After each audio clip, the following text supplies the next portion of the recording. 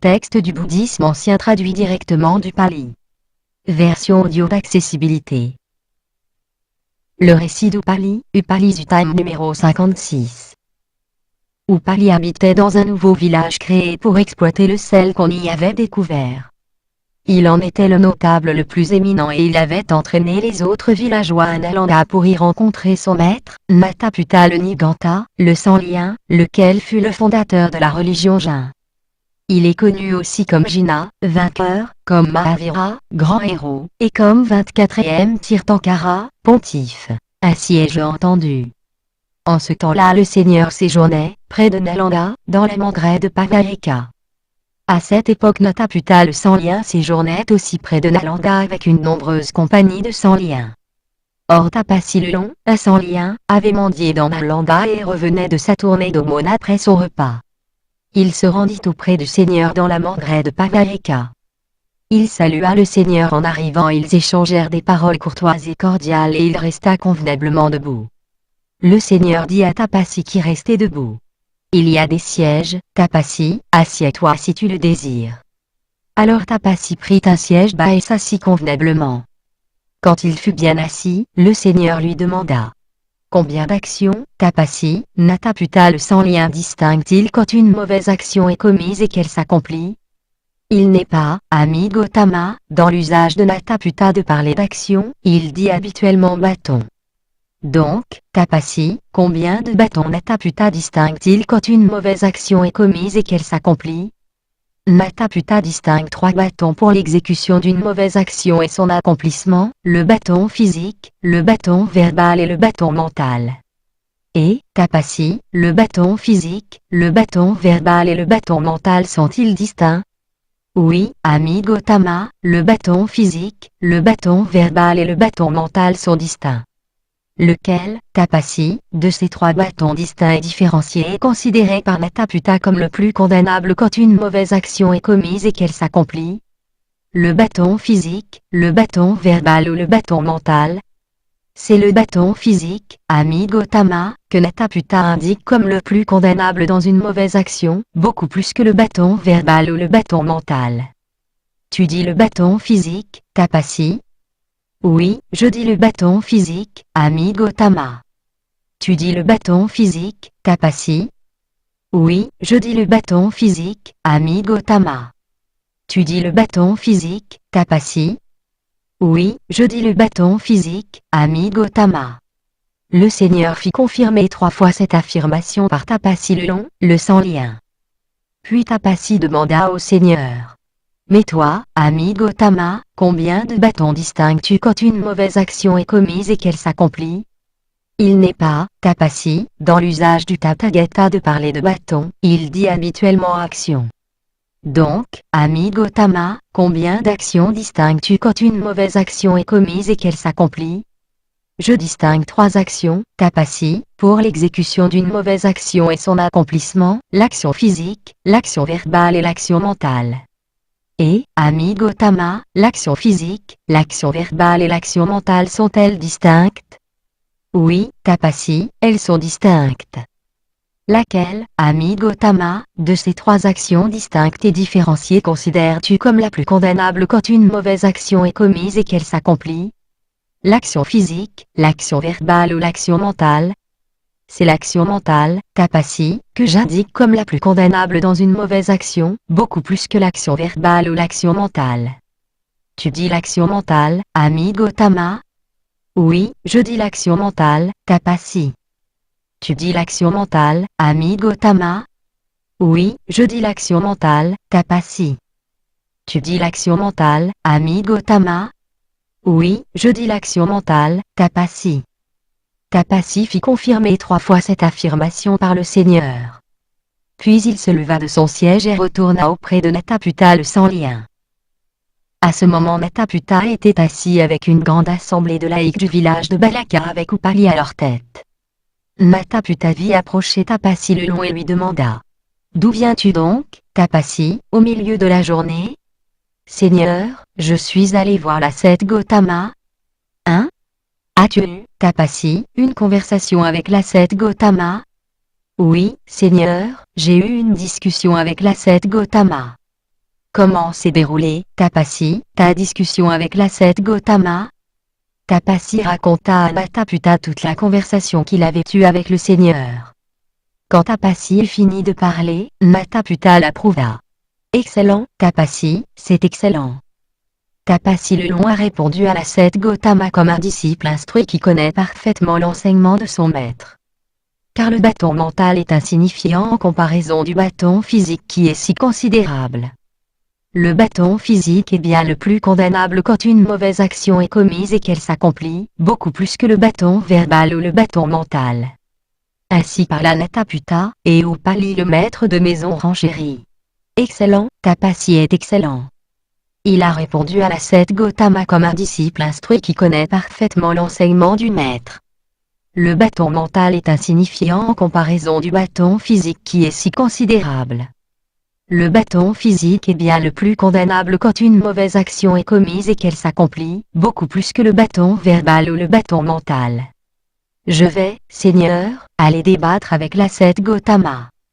Si l'ascète Gautama maintient ce qu'il a soutenu à Tapassi, j'amènerai à moi par ma parole les propositions de l'ascète Gautama, je les ferai virevolter et les secouerai en tous sens de la même façon qu'un homme robuste qui agrippe un bélier à poils longs par la toison, l'attire vers lui, le repousse et le secoue en tous sens. Ou de la même façon qu'un robuste liquoriste qui prend l'aisance d'un grand panier à liqueur qu'il a plongé dans un profond bassin d'eau, l'attire vers lui, le repousse et le secoue en tous sens. Par ma parole je renverserai les propositions de l'ascète Gautama dans un sens, dans l'autre et dans tous les sens, de la même façon qu'un alcoolique robuste qui prend son filtre par l'aisance, pour le nettoyer, le secoue face vers le bas, face vers le haut et en tous sens. Je jouerai à laver le chanvre avec l'ascète Gautama à la manière de l'éléphant de 60 ans qui était descendu dans une profonde mare à lotus et qui jouait à laver le chanvre. J'y vais, Seigneur, et je prendrai le dessus sur l'ascète Gautama. Vas-y, maître de maison, et prends le dessus dans le débat avec l'ascète Gautama. Je peux vaincre moi-même l'ascète Gautama par la parole, Tapassi le peut, et toi aussi tu le peux. Mais Tapassi le Long dit à Nataputta. Il ne me semble pas bon, Seigneur, que le maître de maison Upali veuille aller vaincre l'ascète Gautama, car l'ascète Gautama est un magicien qui connaît un artifice pour retourner les disciples des autres sectes et les attirer à lui. Tapassi tint 3 fois ce propos à Nataputta mais celui-ci, qui n'avait jamais vu l'ascète Gautama bien qu'il séjournât dans la même ville, et qui ne connaissait pas les effets de sa simple présence et de son enseignement, répondit les 3 fois. Il est impossible, Tapassi, il ne peut pas arriver que le maître de maison Upali devienne disciple de l'ascète Gautama. En revanche il peut se trouver que l'ascète Gautama devienne disciple d'Upali. Va donc, maître de maison, et prends le dessus sur l'ascète Gautama. Car si je peux vaincre moi-même l'ascète Gautama par la parole, Tapassi le peut aussi, et toi de même. Oui, Seigneur, répondit finalement Upali à Nataputta. Il se leva de son siège, salua Nataputta, tourna autour de lui en le gardant à sa droite et se dirigea vers la mandraie de Pavarika où se trouvait le Seigneur. Le maître de maison Upali s'approcha du Seigneur, le salua en arrivant et s'assit convenablement. Une fois bien assis, il demanda au Seigneur. Est-ce que Tapassi le Long, un sans lien, est venu ici, Seigneur? Oui, maître de maison, Tapassi est venu ici. Avez-vous eu, Seigneur, une conversation avec Tapassi? J'ai bien eu, maître de maison, une conversation avec Tapassi. Comment s'est déroulée, Seigneur, cette conversation avec Tapassi? Le Seigneur raconta à Upali toute la conversation qu'il avait eue avec Tapassi. Quand le Seigneur eut fini de parler, Upali lui déclara. Excellent, Tapassi est excellent. Il a répondu à l'ascète Gautama comme un disciple instruit qui connaît parfaitement l'enseignement de son maître. Le bâton mental est insignifiant en comparaison du bâton physique qui est si considérable. Le bâton physique est bien le plus condamnable quand une mauvaise action est commise et qu'elle s'accomplit, beaucoup plus que le bâton verbal ou le bâton mental. Si toi, maître de maison, parlais sincèrement, nous pourrions avoir une discussion ici même. Je parlerai sincèrement, Seigneur, ayons cette discussion. Que penses-tu de ceci, maître de maison? S'il y avait ici un sans-lien malade, souffrant, gravement atteint, qui refuse l'eau fraîche et n'accepte que l'eau chaude, et qu'il mourrait à cause du manque d'eau fraîche, quelle renaissance Netaputa le sans-lien lui prédirait-il? Il y a, Seigneur, des dieux qu'on appelle attachés au mental. C'est là qu'il renaîtrait. Pourquoi? Parce qu'il est mort alors qu'il était attaché au mental. Maître de maison. Maître de maison. Fais attention quand tu réponds. Car ta dernière parole n'est pas cohérente avec la première, ni la première avec la dernière. Or tu as dit, je parlerai sincèrement, Seigneur, ayons cette discussion. Quoi qu'en dise le Seigneur, le bâton physique est le plus condamnable quand une mauvaise action est commise et qu'elle s'accomplit, beaucoup plus que le bâton verbal ou le bâton mental. Que penses-tu de ceci, maître de maison? Il pourrait y avoir ici un sans-lien qui se restreigne par le quadruple contrôle, qui s'interdise toute eau fraîche, qui s'attache à tout ce qui empêche le mal, qui se défasse du mal et qui s'imprègne de tout ce qui l'empêche. Mais en allant et venant, il ferait périr beaucoup de petits animaux. Quelles conséquences Netaputa indique-t-il pour cela? Netaputa indique, Seigneur, que cela n'est pas très condamnable en l'absence d'intention. Mais il a l'intention de les tuer. Dans ce cas, Seigneur, c'est grandement condamnable. Et dans quoi Netaputa classe-t-il l'intention? Dans le bâton mental, Seigneur. Maître de maison. Maître de maison. Fais attention quand tu réponds. Car ta dernière parole n'est pas cohérente avec la première, ni la première avec la dernière. Or tu as dit, je parlerai sincèrement, Seigneur, ayons cette discussion. Quoi qu'en dise le Seigneur, le bâton physique est le plus condamnable quand une mauvaise action est commise et qu'elle s'accomplit, beaucoup plus que le bâton verbal ou le bâton mental. Que penses-tu de ceci, maître de maison? Cette ville de Nalanda est-elle prospère, opulente, populeuse et riche en hommes? Oui, Seigneur, cette ville de Nalanda est prospère, opulente, populeuse et riche en hommes. Que penses-tu de ceci, maître de maison? S'il venait un homme qui brandisse une épée en disant, aussi nombreux que soient les êtres vivants à Nalanda, en un instant, en une seconde, j'en ferai un seul amas de chair, un seul empilement de chair, cet homme pourrait-il faire comme il le dit? Même s'ils étaient 10, Seigneur, 20, 30, 40 ou même 50, des hommes ne pourraient pas faire, en un instant, en une seconde, un seul amas de chair, un seul empilement de chair. Quel succès pourrait avoir un pauvre homme isolé? Et maintenant, maître de maison, s'il venait un ascète ou un brahmane, doué de pouvoir magique et ayant la maîtrise de son esprit, qui disent, je vais réduire cette ville de Nalanda en cendres d'une seule pensée de destruction, cet ascète ou ce brahmane pourrait-il faire ce qu'il dit? Un tel ascète ou un tel brahmane, Seigneur, pourrait réduire en cendres d'une seule pensée de destruction 10, 20, 30, 40 ou même 50 Nalanda. Que vaut une seule petite Nalanda? Maître de maison. Maître de maison. Fais attention quand tu réponds. Car ta dernière parole n'est pas cohérente avec la première, ni la première avec la dernière.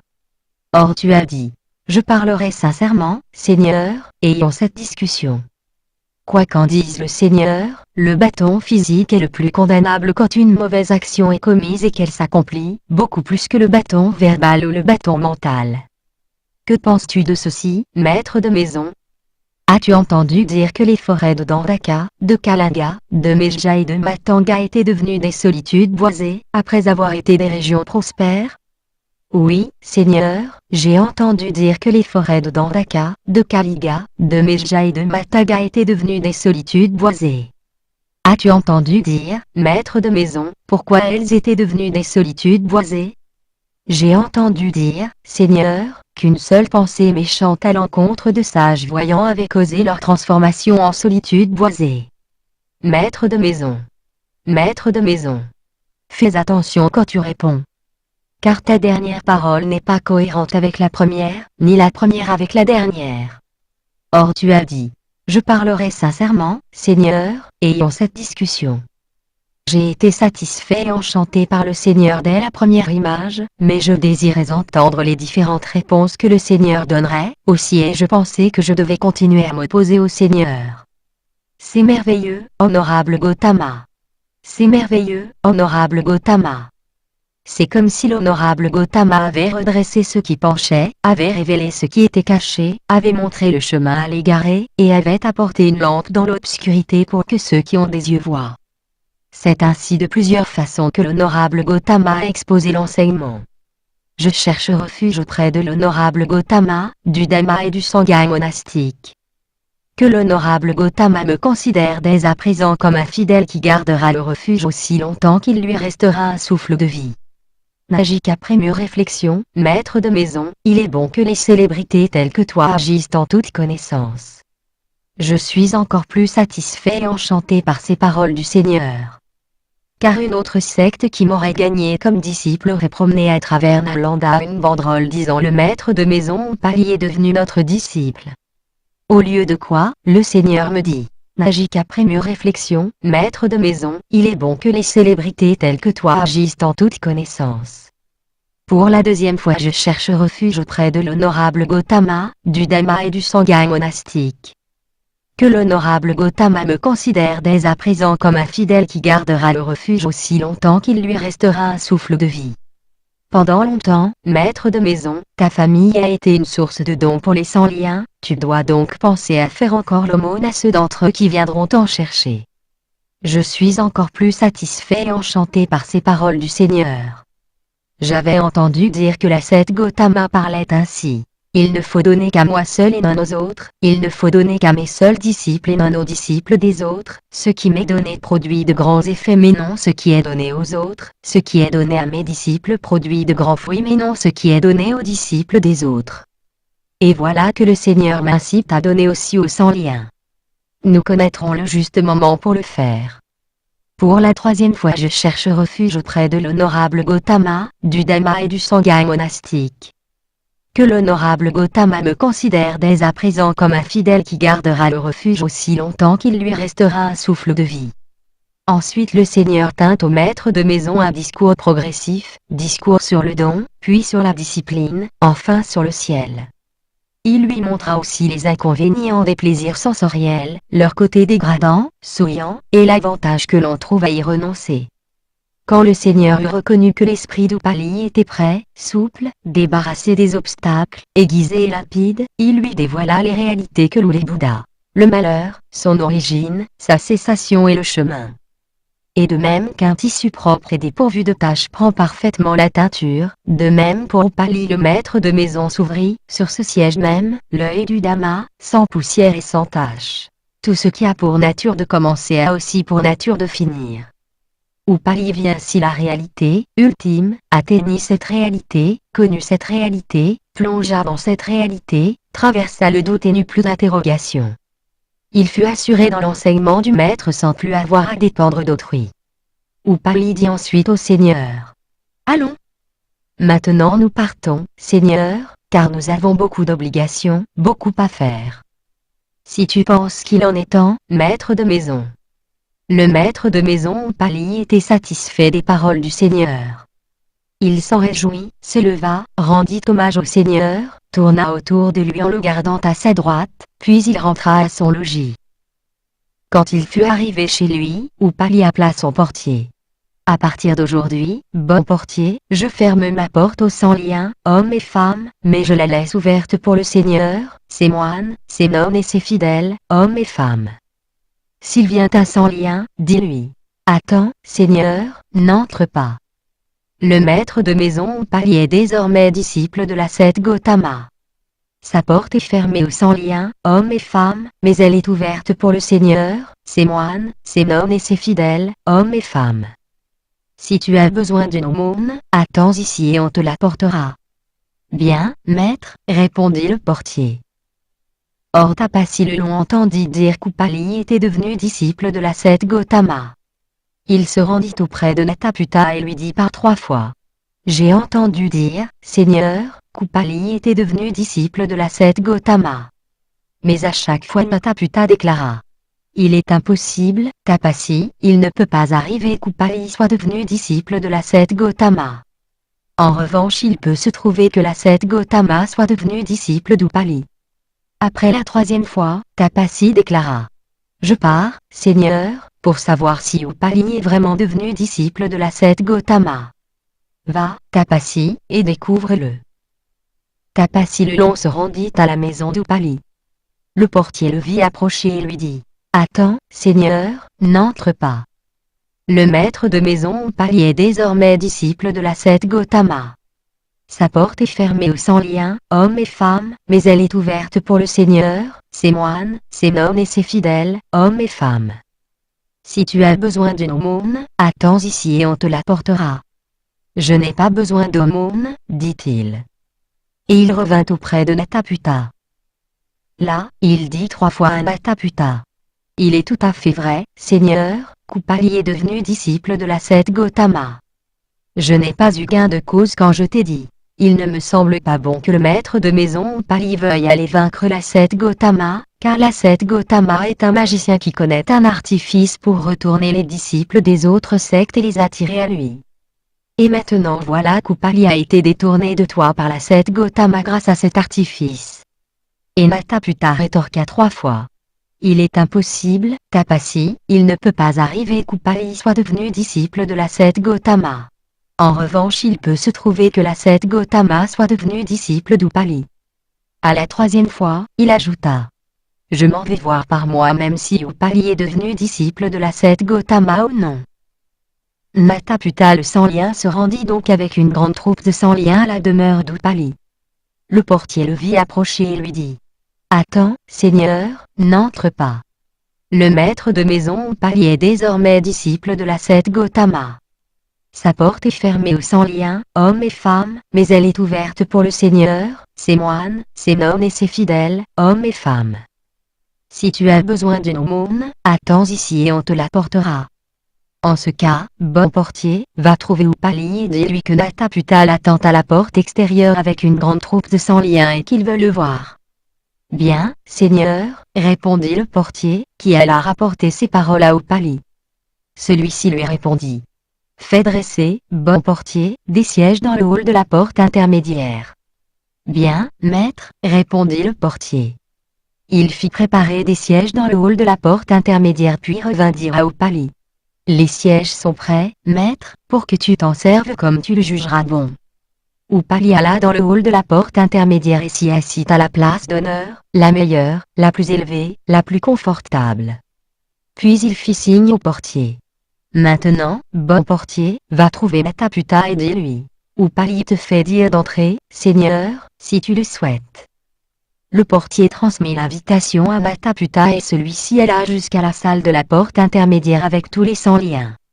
Upali était déjà là. Il se leva comme pour aller à sa rencontre, mais essuya le siège d'honneur, le ceignit de sa cape et céda à s'asseoir. Une fois bien assis, il dit à Nataputta. « Il y a des sièges, Seigneur, assieds-toi si tu le souhaites. » Ainsi parla-t-il mais Nataputta l'apostropha. « Tu es insensé, maître de maison. Tu es stupide, maître de maison. Tu es parti en disant que tu prendrais le dessus sur l'ascète Gautama et tu es revenu empêtré dans un flot de belles paroles. Tu es comme un castreur parti castré qui reviendrait avec les testicules arrachés, ou comme un extracteur d'œil parti extraire qui reviendrait avec les yeux arrachés. De même, tu es parti en disant je prendrai le dessus sur l'ascète Gautama et tu es revenu empêtré dans un flot de bonnes paroles. Gautama t'a bien retourné, maître de maison, grâce à son artifice de retournement. Excellent, Seigneur, et cet artifice de retournement. Bénéfique est cet artifice. Je souhaite que mes chers amis et parents soient retournés de la même façon, ce leur sera bénéfice et bonheur pour longtemps. Si de plus tous les nobles, tous les brahmanes, tous les artisans et tous les serviteurs pouvaient être retournés de la même façon, cela leur serait à tous bénéfice et bonheur pour longtemps. Si en outre tout l'univers avec ses dieux, ses maras, ses brahmas, et tout ce monde avec ses ascètes et ses brahmanes, ses rois divins et ses zones, pouvaient être retournés de cette façon, cela leur serait à tous bénéfice et bonheur pour longtemps. Je vais te proposer une comparaison, Seigneur, car certains hommes sages comprennent ainsi le sens des paroles. Il y avait autrefois, Seigneur, un vieux brahmane, chargé d'années et vénérable, dont la toute jeune épouse était enceinte et sur le point d'accoucher. Or cette jeunesse dit par 3 fois. Va, Brahman, acheter un petit singe dans une boutique et apporte-le-moi, il sera un compagnon de jeu pour mon fils. Le Brahman répondit par 2 fois. Attends jusqu'à l'accouchement, chère épouse. Si tu accouches d'un fils, je lui achèterai un petit singe dans une boutique et je l'apporterai comme compagnon de jeu pour ton fils. Mais si tu accouches d'une fille, je lui achèterai une petite guenon. Mais le brahman était épris de sa jeune femme et très attaché. La troisième fois, il acheta un petit singe dans une boutique et le lui apporta. Voici le petit singe, chère épouse, que je t'ai acheté et apporté afin qu'il soit un compagnon de jeu pour ton fils. Ainsi parla-t-il, Seigneur, et la jeune femme dit au brahman. Va maintenant, brahman, chez Main Pourpre le fils du teinturier avec ce petit singe et dis-lui.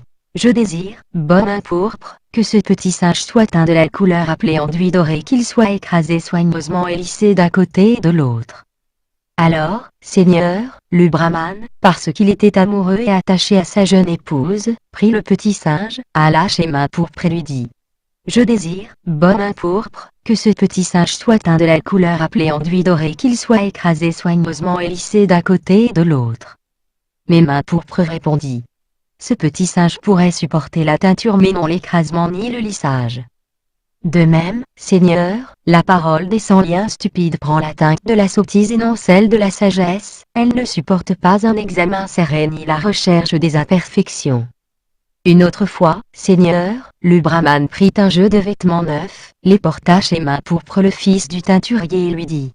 Je désire, bonne Main Pourpre, que ce jeu de vêtements neufs soit teint de la couleur appelée enduit doré, qu'il soit écrasé, repassé, soigneusement et lissé d'un côté et de l'autre. Et Main Pourpre lui répondit. Ce jeu de vêtements neufs peut prendre la teinture et supporter le repassage et le lissage. De même, Seigneur, la parole du Seigneur accomplie et parfait Bouddha prend la teinte de la sagesse et non celle de la sottise, elle supporte un examen serré et la recherche des imperfections. Cette assemblée, maître de maison, et ses chefs croient qu'Upali est disciple de Nataputta le sans-lien. De qui devons-nous comprendre qu'il est le disciple? Ainsi parla-t-il, et Upali le maître de maison se leva de son siège, ajusta son vêtement de dessus sur son épaule, salua dans la direction où se trouvait le Seigneur et dit à Nataputta. Écoute, Seigneur, de qui je suis le disciple. Ce sage a dissipé toutes les confusions, brisé l'aridité et vaincu les maras, sans souffrance aucune et toujours impartial, discipliné en tout, profondément sagace, il a tué les passions et reste immaculé, voilà de quel Seigneur moi je suis le disciple. Satisfait sans avoir à poser de questions, joyeux d'avoir vomi la grossièreté du monde, cet humain a poussé la cesse jusqu'au bout, héros drapé dans sa dernière enveloppe, devenu sans égal, dépourvu de souillure, voilà de quel Seigneur moi je suis le disciple. Expert qui a chassé tous les doutes, il s'est éduqué et guidé parfaitement, resplendissant de sa nature suprême, rayonnant dans son absence de désir, il coupe énergiquement toute estime de soi, voilà de quel Seigneur moi je suis le disciple. Il a la force immense du plus grand des taureaux, avec la profondeur silencieuse du sage, savant et protecteur, stable dans le Dhamma et toujours contrôlé, il est libre de tout lien, voilà de quel Seigneur moi je suis le disciple. C'est au loin qu'il demeure comme un grand éléphant, libéré de ses chaînes qui gisent fracassées, il conseille à chacun d'ébranler ses défauts, drapeau d'orgueil amené et passion envolée, il sait bien maîtriser, ne se disperse pas, voilà de quel Seigneur moi je suis le disciple. Lui le septième voyant ne nous trompe jamais, il a la triple science, ce qu'on trouve de meilleur, lavé de tout défaut autant que grand poète, tout à fait apaisé et lucide surtout, il donne le Dhamma et il est tout-puissant, voilà de quel Seigneur moi je suis le disciple. Immaculé, parfait en toutes ses vertus, il explique, il détaille, avec sa vigilance il est supravoyant, sans inclination, répulsion ni émotion, il possède en tout la maîtrise, voilà de quel Seigneur moi je suis le disciple. Il a suivi le bon chemin, maîtrise l'absorption, garde sa pureté sans que rien ne l'affecte, il ne s'attache ni ne rejette, a gravi jusqu'en haut la cime isolée, traversé l'inondation et l'a fait traverser, voilà de quel Seigneur moi je suis le disciple. Paisible, immensément sagace, d'une sagacité dépourvue d'attirance, il est Tathagata, Sugata, bienvenu, sans égal ni rival, plein de maturité et de subtile intelligence, voilà de quel Seigneur moi je suis le disciple. Il est Bouddha, racine du désir coupé, fumée dissipée, souillure effacée, ce génie merveilleux mérite les offrandes, il est l'homme suprême qu'on ne peut évaluer, géant au sommet de sa gloire, voilà de quel Seigneur moi je suis le disciple. Quand donc, maître de maison, as-tu composé ces louanges à l'ascète Gautama? S'il dispose d'un grand monceau de fleurs variées, Seigneur, un fleuriste chevronné, ou son apprenti, peut tresser une guirlande multicolore. De même, le Seigneur a des vertus par centaines. Qui ne célébrerait les louanges de celui qui les mérite? Mataputta le sans lien ne put supporter l'éloge du Seigneur, du sang chaud lui sortit de la bouche. Note du traducteur. Bâton. Nanda a aussi l'essence de punition, de châtiment et de menace. Seul le bâton mental est spirituel. Le bâton physique était comparé à l'ondulation des branches ou de l'eau quand le vent souffle, le bâton verbal au murmure de ses branches et de cette eau. Un jeu qui se pratiquait avec du chanvre en train de rouir. Avec une poignée de chanvre, on frappait tantôt à droite, tantôt à gauche, tantôt devant soi. Ce jeu s'accompagnait de force nourriture et boissons alcoolisées. Un éléphant qui avait vu des hommes jouer ainsi, les avait imités en lançant de l'eau avec sa trompe, tantôt à droite, tantôt à gauche, tantôt devant lui. Les sans-liens refusaient l'eau fraîche, pensant qu'il pouvait s'y trouver un être vivant. Ce malade se garde du bâton physique et du bâton verbal en refusant l'eau fraîche, mais il la désire profondément pour soulager ses souffrances et cède ainsi au bâton mental qui détermine sa destinée future et qui est donc plus important que les deux autres bâtons. Ne pas détruire la vie ni inciter à la détruire ni approuver sa destruction, ne pas voler ni inciter au vol ni approuver le vol, ne pas mentir ni inciter au mensonge ni approuver le mensonge, ne pas désirer les plaisirs sensoriels ni inciter à les désirer ni approuver ce désir. Certains habitants de ces régions avaient eu de mauvaises intentions contre de sages ermites, suite à quoi des divinités avaient détruit ces régions. Ils doivent éviter de donner l'impression qu'ils changent de maître pour un oui ou pour un non. Comme s'il était successivement le disciple qui aide son maître à s'asseoir sur le trône, et le maître qui s'assied. Stérilité du doute quant au maître, à l'enseignement, à la communauté, à la pratique, et stérilité de la paresse lors de l'exercice de la vie sainte. Peu d'hommes survivent à une telle chose. Mataputta s'effondra et on l'emporta sur une civière jusqu'à Pava où il mourut peu après. Traduction. Christian Maes. Réalisation vidéotexte. Les connaisseurs du monde.